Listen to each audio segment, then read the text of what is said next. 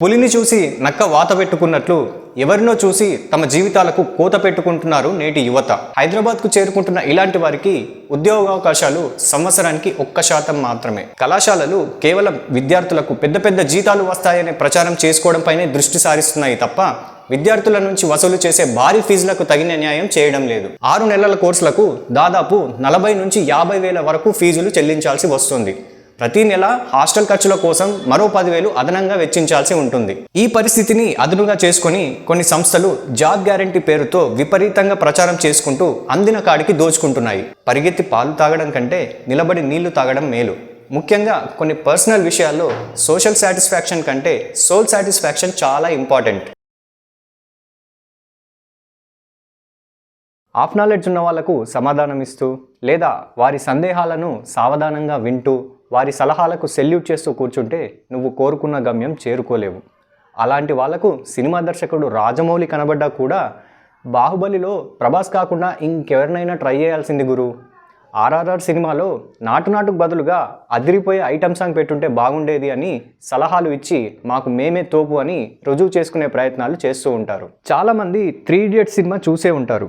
కొంచెం విశ్లేషిస్తే ఆ టైటిల్ మాత్రమే 3 Idiots అంటే ఆ సినిమాలోని ముగ్గురు హీరోలు ఈడియట్స్ అని. కానీ వారు మాత్రమే ఫైనల్గా తాము అనుకున్న పనిలో బిజీ అయిపోయి తమ ప్యాషన్ను కొనసాగిస్తుంటారు. ఎన్నో లక్షల వీరకణాలతో పోటీపడి భూమి మీదకి వచ్చేది వాళ్ళతో వీళ్ళతో పోటీ పడడానికా కాదు కదా. ఈ విషయం వేగంగా తేల్చుకోవాలి. విషయంలోకి వెళ్తే పులిని చూసి నక్క వాత పెట్టుకున్నట్లు ఎవరినో చూసి తమ జీవితాలకు కోత పెట్టుకుంటున్నారు నేటి యువత. ఇది సాఫ్ట్వేర్ ఉద్యోగవేటలో ఉన్న వారికి మరింతగా కుంగదీస్తుంది. కంప్యూటర్ కనిపెట్టినోడిని లేపి మరీ చంపాలి అనేంత కసి ఈ కొందరిలో కొట్టొచ్చినట్టుగా కనబడుతోంది. ఎందుకోసమంటే వారి అమాయక పేరెంట్స్ పెట్టే ప్రెషర్ కావచ్చు, సమాజంలోని కొందరు పని పాట లేక పొడిచే సూటిపోటి మాటలు కావచ్చు, సొంత జీవితాల మీద ఇంట్రెస్ట్ లేని కొన్ని సోది అవ్వారాల బ్యాచ్లు యంగ్ ఇండియా ఆలోచనలను కూలదోస్తున్నాయి. అది వారి మానసిక రోగాలను కూసింతైనా తగ్గించుకునే దారిగా చెప్పుకోవచ్చు. అయితే ఇలాంటి కామెంట్స్ కోసమైనా ఏదో ఒకటి చెయ్యాలి అనే తపనతో అమీర్పేట్, దిల్సుఖ్ నగర్, కూకట్పల్లి, అబిట్స్ అంటూ కొన్ని కోచింగ్ సెంటర్లలో ఏదో ఒక కోర్సును ఇష్టం లేకపోయినా నేర్చుకునే పనిలో పడుతున్నారు. అక్కడే మొదలవుతుంది అసలు కథ. హైదరాబాద్కు చేరుకుంటున్న ఇలాంటి వారికి ఉద్యోగావకాశాలు సంవత్సరానికి 1% మాత్రమే. పుట్టుక ముందు ఒక పరుగు, పుట్టాక కూడా అదే పరుగు. ఈ 1%కి ఎంతమంది అర్హులు ఉంటారు? సాఫ్ట్వేర్ ఉద్యోగం అనేది డ్రీమ్ జాబ్ అయితే పర్లేదు, కానీ కొనా మొదలు తెలియని ప్రతి వారు అదే దారిగా తమ భవిష్యత్తును నిర్ణయించుకోవడం ఎంతవరకు కరెక్ట్? అలాంటి ఇన్నోసెంట్ స్టూడెంట్స్ మీదే ఏటా కొన్ని కోట్ల బిజినెస్ జరుగుతోంది. అవే సోకాల్డ్ కోచింగ్ సెంటర్లు.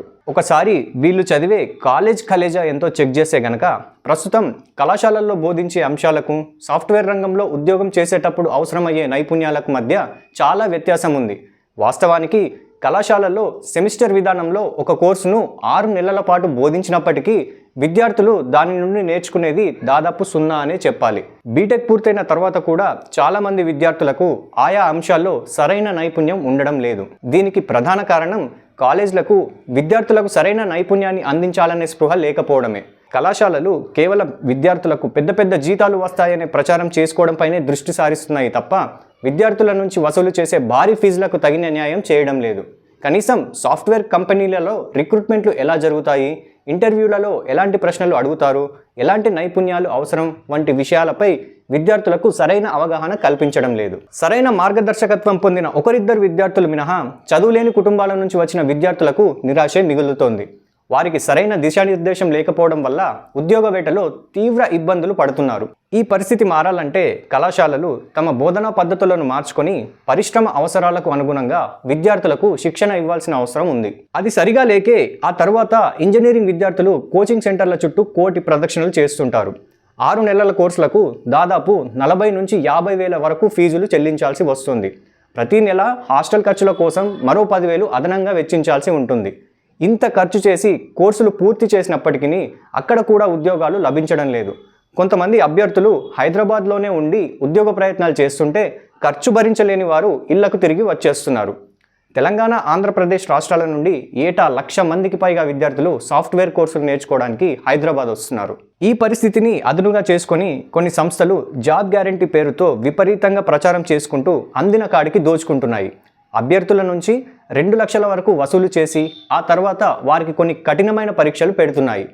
ఆ పరీక్షలలో పాస్ అవ్వలేదనే సాకుతో రిక్రూట్మెంట్లకు పంపడం సాధ్యం కాదని చెప్పి తప్పించుకుంటున్నాయి. ఇలాంటి సంస్థలలో ఆన్లైన్లో కోచింగ్ ఇచ్చేవే ఎక్కువగా ఉన్నాయి. పేరుకు లైవ్ క్లాసులు అని చెప్పినప్పటికీ చాలా వరకు రికార్డెడ్ క్లాసులు ప్రసారం చేస్తున్నట్టు విద్యార్థులు ఆరోపిస్తున్నారు.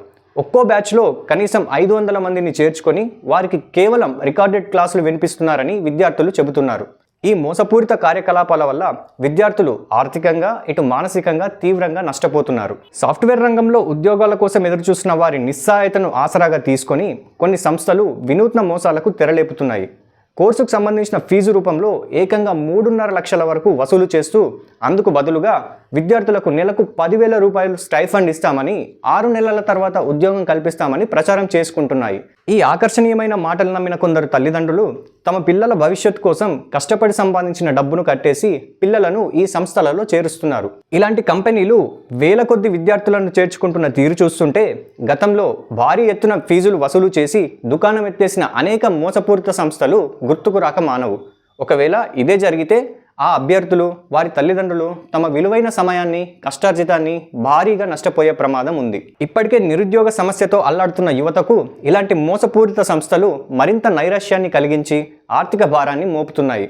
ఈ తరహా మోసాల పట్ల విద్యార్థులు తల్లిదండ్రులు అత్యంత అప్రమత్తంగా ఉండాలి. ఉద్యోగ హామీలు ఇచ్చే సంస్థల విశ్వసనీయతను క్షుణ్ణంగా పరిశీలించాలి.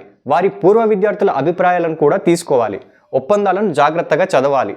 ప్రభుత్వాలు కూడా ఇలాంటి మోసపూరిత సంస్థలపై కఠిన చర్యలు తీసుకోవాలి. తద్వారా నిరుద్యోగ యువత మోసపోకుండా కాపాడాలి. లేని పక్షంలో నిరుద్యోగులకు తీరని నష్టాన్ని మిగిల్చే అవకాశం ఉంది.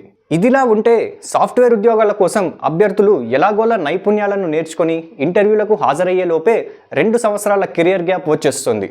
దీనివల్ల వారికి ఫ్రెషర్లుగా ఇంటర్వ్యూలకు పిలవడం లేదు. ఇది వారిని తీవ్ర నిరాశలోకి నెట్టేస్తుంది. ఏటా సుమారు 20 లక్షల మంది విద్యార్థులు ఈ కెరియర్ గ్యాప్ కారణంగా ఉద్యోగాలు పొందలేకపోతున్నారు. ఈ సంఖ్య చూస్తే సమస్య తీవ్రత అర్థమవుతుంది. సంవత్సరానికి 2 లక్షల మంది అదనంగా చేరుతున్నారు. ఇలా రాను రాను ఈ సంఖ్య పెరుగుతోంది.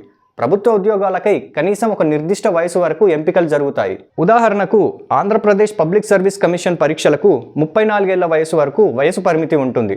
బ్యాంకులు రైల్వేల వంటి వాటికి 28 లేదా 30 ఏళ్ల వరకు వయసు పరిమితి ఉన్నప్పటికీ సాఫ్ట్వేర్ రంగంలో దేశం మొత్తం చదివే అభ్యర్థులకు కెరియర్ గ్యాప్ను కేవలం 2 ఏళ్లకే పరిమితం చేయడం వారి జీవితాలను అస్తవ్యస్తం చేసే ప్రమాదం ఉంది. ఈ కెరియర్ గ్యాప్ సమస్య కుటుంబాల్లో తీవ్రమైన మానసిక క్షోభను కలిగిస్తోంది. ప్రతి గ్రామంలోనూ వందల సంఖ్యలో ఇలాంటి కుటుంబాలు ఎన్నో ఉన్నాయి. తమ పిల్లలు ఉన్నత విద్య చదివి ఉద్యోగం లేకుండా ఖాళీగా ఉండడం చూసి తల్లిదండ్రులు తీవ్ర వేదనకు గురవుతున్నారు. ఈ పరిస్థితి సమాజంలో అశాంతిని రేకెత్తిస్తోంది. ఈ సమస్యను ప్రభుత్వం తక్షణమే పరిష్కరించకుంటే ఇది కేవలం విద్యార్థుల భవిష్యత్తునే కాకుండా మొత్తం సమాజ స్థిరత్వాన్ని కూడా ప్రమాదంలో పడేస్తుంది. ఇలాంటి తీవ్రమైన సామాజిక సమస్యలు ప్రభుత్వాలనే దించేసే ప్రమాదం ఉందని గుర్తించి సాఫ్ట్వేర్ రంగంలో కెరీర్ గ్యాప్ నిబంధనలపై పునరాలోచించి నిరుద్యోగ యువతకు అండగా నిలబడాల్సిన అవసరం ఎంతైనా ఉంది. వీడియో మొదట్లో మనం మాట్లాడుకున్నట్టు వాళ్ళను వీళ్ళను మెప్పించడానికి ఏది పడితే అది చేయకండి అని అంటున్నారు మానసిక నిపుణులు. పరిగెత్తి పాలు తాగడం కంటే నిలబడి నీళ్లు తాగడం మేలు. ముఖ్యంగా కొన్ని పర్సనల్ విషయాల్లో సోషల్ సాటిస్ఫాక్షన్ కంటే సోల్ సాటిస్ఫాక్షన్ చాలా ఇంపార్టెంట్. ఏది జరిగినా టేక్ ఇట్ ఈజీ. ఇది అర్థం కాని వాళ్ళను ఎవరికైనా చూపించండి.